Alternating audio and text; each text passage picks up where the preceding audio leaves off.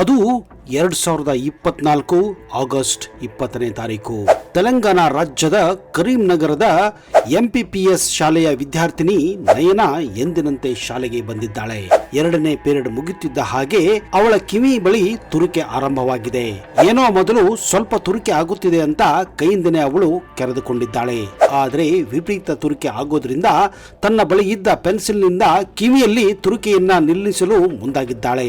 ಆದರೆ ತುರಿಕೆ ಇನ್ನೂ ಜಾಸ್ತಿಯಾಗಿದ್ದರಿಂದ ಆ ಪೆನ್ಸಿಲ್ ಅನ್ನ ಆ ಹುಡುಗಿ ಗೊತ್ತಾಗದ ಹಾಗೆ ಇನ್ನೂ ತುರುಕಲು ಹೋಗಿ ಕಿವಿಯ ಪರದೆಗಳು ಹರಿದು ರಕ್ತ ಬರಲು ಆರಂಭಿಸಿದ್ದವು. ಅಷ್ಟೇ ಅಲ್ಲದೆ ಮುಂದೆ 10 ನಿಮಿಷದಲ್ಲಿ ಕಿವಿಯಿಂದ ರಕ್ತಸ್ರಾವ ಆರಂಭವಾಗಿ ಅವಳು ಕುಳಿತಿದ್ದಂತಹ ಬುಕ್ಗಳ ಮೇಲೆ ಕೂಡ ರಕ್ತ ಬಿದ್ದಿತ್ತು ಹಾಗೂ ಡೆಸ್ಕ್ ಹಾಗೂ ಅವಳ ಯೂನಿಫಾರ್ಮ್ ಕೂಡ ರಕ್ತಮಯವಾಗಿತ್ತು. ಮುಂದೆ ಕ್ಷಣಾರ್ಧದಲ್ಲಿ ಅವಳು ಮೂರ್ಛೆ ಹೋಗಿ ಬಿದ್ದಿದ್ದಾಳೆ.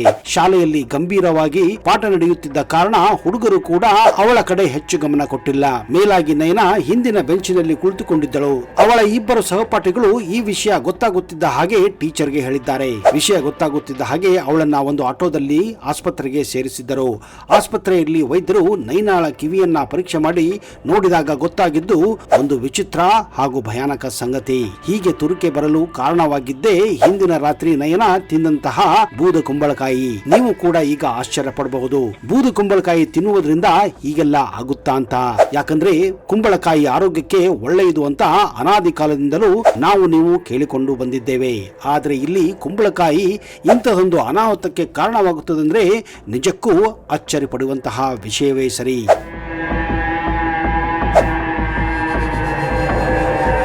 ಕೆಲವು ತರಕಾರಿಗಳನ್ನು ನಾವು ಇಷ್ಟಪಡುವುದಿಲ್ಲ, ಆದರೆ ಅದು ಆರೋಗ್ಯಕ್ಕೆ ಬಹಳ ಪ್ರಯೋಜನಕಾರಿಯಾಗಿರುತ್ತದೆ.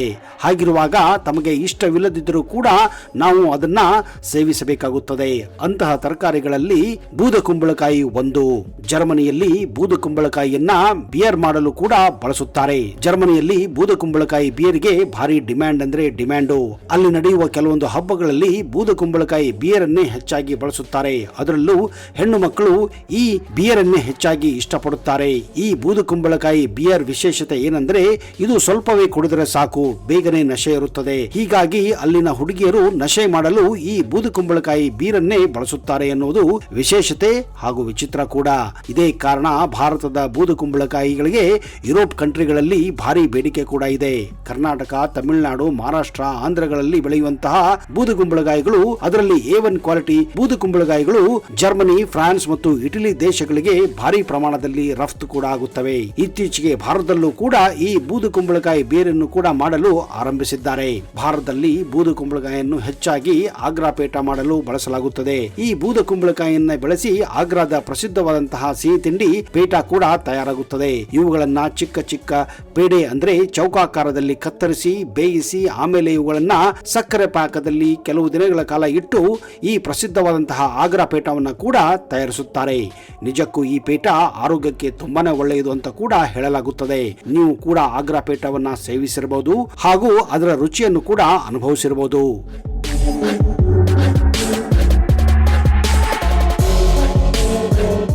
ಒಂದು ಕುಂಬಳಕಾಯಿಯನ್ನ ಬೆಳೆಯಲು 90 ರಿಂದ 120 ದಿನಗಳು ಬೇಕಾಗುತ್ತವೆ.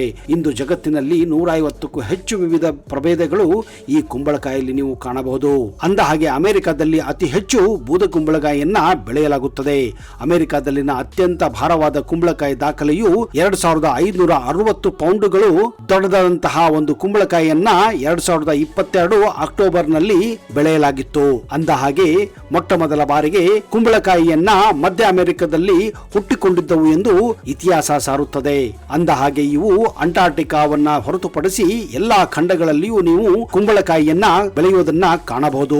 ಅಂದ ಹಾಗೆ ಆಗ್ರಾದ ಪೇಟೆಗಳನ್ನ ಹೆಚ್ಚಾಗಿ ಬಿಳಿ ಕುಂಬಳಕಾಯಿ, ಬೂದು ಕುಂಬಳಕಾಯಿ ಎಂದು ಕರೆಯಲಾಗುವಂತಹ ಈ ಕುಂಬಳಕಾಯಿ ಪ್ರಭೇದಗಳನ್ನೇ ಬಳಸಿ ಇವುಗಳನ್ನ ತಯಾರಿಸಲಾಗುತ್ತದೆ. ಅಂದ ಹಾಗೆ ಕುಂಬಳಕಾಯಿಯನ್ನ ಪ್ರಾಚೀನ ಕಾಲದಿಂದಲೂ ಅದರ ಔಷಧ ಗುಣಗಳಿಗೆ ಇದು ಪ್ರಸಿದ್ಧಿಯಾಗಿದೆ. ಬೂದು ಕುಂಬಳಕಾಯಿಯಲ್ಲಿ ಪೋಷಕಾಂಶಗಳಲ್ಲಿ ಸಮೃದ್ಧಿಯಾಗಿದೆ ಎಂದು ನಂಬಿಕೆ ಇದೆ. ಇದು ಕಬ್ಬಿಣ, ಕ್ಯಾಲ್ಸಿಯಂ, ರಂಜಕ, ಸತು, ಮ್ಯಾಗ್ನೀಸಿಯಂ, ತಾಮ್ರ ಮತ್ತು ಮ್ಯಾಂಗನೀಸ್ ನಂತಹ ಖನಿಜಗಳನ್ನ ಹೊಂದಿರುತ್ತದೆ. ಇದು ವಿಟಮಿನ್ ಸಿ ಮತ್ತು ವಿಟಮಿನ್ ಡಿ ಮುಖ್ಯ ಇದರ ಮೂಲವಾಗಿದೆ. ಹೀಗಾಗಿ ಆರೋಗ್ಯ ತಜ್ಞರು ಮತ್ತು ವೈದ್ಯರು ಇದನ್ನ ನಿಮ್ಮ ಆಹಾರದಲ್ಲಿ ಸೇರಿಸಲು ಶಿಫಾರಸು ಮಾಡುತ್ತಾರೆ. ಆಯುರ್ವೇದ ಡಾಕ್ಟರ್ಗಳ ಪ್ರಕಾರ ಬೂದುಕುಂಬಳಕಾಯಿ ಸೇವನೆಯು ಋತುಚಕ್ರದ ಸಮಯದಲ್ಲಿ ಭಾರಿ ರಕ್ತಸ್ರಾವವನ್ನ ನಿಲ್ಲಿಸುತ್ತದೆ. ಜೊತೆಗೆ ಗಂಡಸರಲ್ಲಿ ಕಡಿಮೆ ವೀರ್ಯದ ಸಂಖ್ಯೆ ಹೊಂದಿದಂತಹ ಈ ಸಮಸ್ಯೆಯನ್ನ ಇದು ನಿವಾರಿಸುತ್ತದೆ. ಹೃದಯದ ಸ್ನಾಯುಗಳಿಗೆ ಬಲವನ್ನ ನೀಡುತ್ತದೆ. ಹೃದಯದಲ್ಲಿ ರಕ್ತ ಪರಿಚಲನೆ ಸುಧಾರಿಸುತ್ತದೆ. ಇದು ಮೂತ್ರವರ್ಧಕ ಪರಿಣಾಮವನ್ನ ಹೊಂದಿದೆ. ಇದು ಹೆಚ್ಚಿನ ರಕ್ತದ ಒತ್ತಡನ ಕಡಿಮೆ ಮಾಡಲು ಒಂದು ಬಳಸಬಹುದಾದಂತಹ ಆಹಾರವಾಗಿದೆ. ಈ ರೀತಿಯಾಗಿ ರಕ್ತದ ಒತ್ತಡವನ್ನ ಕಡಿಮೆ ಮಾಡುವ ಮೂಲಕ ಹೃದಯದ ತೊಂದರೆಗಳು ಸಂಭವಿಸುವುದನ್ನ ಈ ಕುಂಬಳಕಾಯಿ ತಡೆಯುತ್ತದೆ. ಇದು ಹೃದಯದ ಆರೋಗ್ಯವನ್ನಾಗಿಡಲು ಸಹಾಯ ಮಾಡುತ್ತದೆ.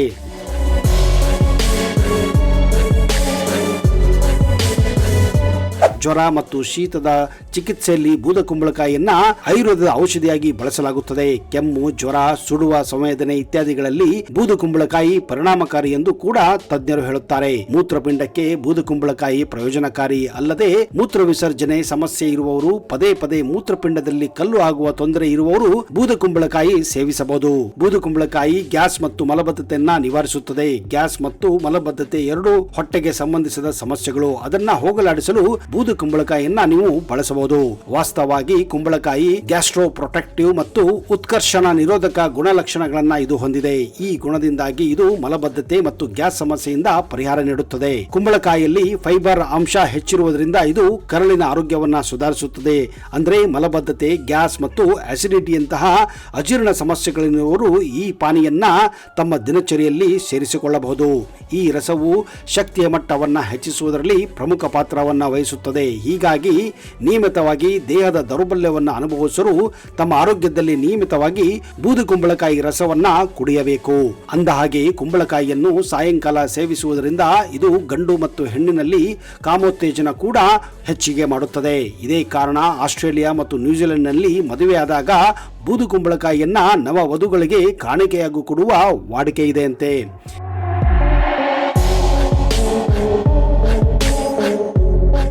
ಈ ಕುಂಬಳಕಾಯಿ ಬೀಜವನ್ನ ದಕ್ಷಿಣ ಅಮೆರಿಕದ ಕೆಲವೊಂದು ದೇಶಗಳಲ್ಲಿ ಇದರಿಂದ ಸಾಬೂನನ್ನ ಕೂಡ ತಯಾರಿಸುತ್ತಾರೆ.